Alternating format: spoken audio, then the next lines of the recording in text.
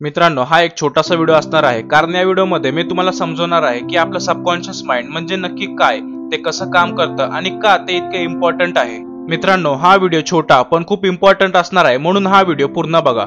मित्रांनो, subconscious mind याला आपल्या मराठी भाषेत अवचेतन मन असे म्हणतात। तुम्हाला माहित असेल की आपल्याला दोन माइंड असतात, एक असते कॉन्शियस माइंड आणि दुसरे असते सबकॉन्शियस माइंड। कॉन्शियस माइंड म्हणजे जिथे तुम्ही बोलता, विचार करता, या सर्व गोष्टी आपल्या कॉन्शियस माइंड मधून होते। म्हणजे बेसिकली आपण जे पण काम करताना अवेअर असतो ते सर्व आपल्या कॉन्शियस माइंडच्या मदतीने होते, जसं की हा व्हिडिओ बघणे।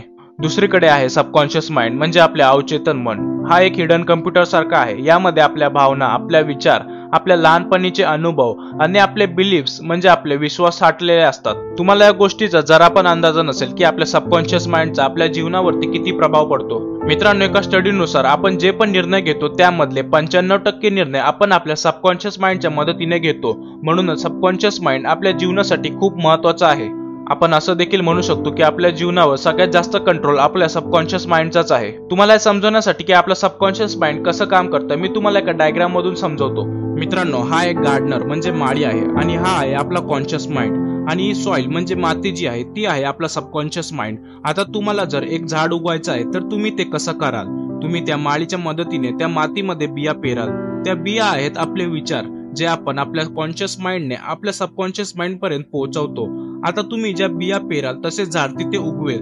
तसंच तुम्ही जे विचार तुमच्या अवचेतन मनाला द्याल तो ते स्वीकार करेल। मित्रांनो, आता सर्वात महत्त्वाचा भाग, जर तुम्ही त्या मातीमध्ये बिया पेरल्यात तर ती माती तुम्हाला विचारणार नाही की तुम्ही कोणत्या बिया त्यात पेरल्यात, ती फक्त त्या बियांचं झाड बनवून देईल। तसेच तुमच्या सबकॉन्शियस माइंडला हे कळत नाही की तुम्ही त्याला जे विचार देताय ते खरे आहेत की खोटे, चांगले आहेत की वाईट।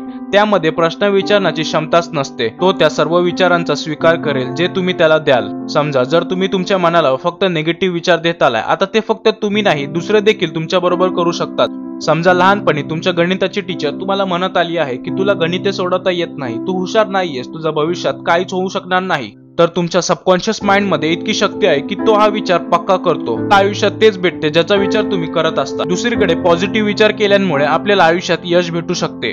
या सर्व सिनारिओला समजण्यासाठी एक कोट आहे, तो मी तुम्हाला सांगतो। You became what you think, म्हणजे तुम्ही ज्याचा विचार करता तेच तुम्ही बनता। मित्रांनो, हा फक्त एक इंट्रोडक्शन व्हिडिओ होता की आपले सबकॉन्शियस माइंड म्हणजे नक्की काय आणि कसे काम करते।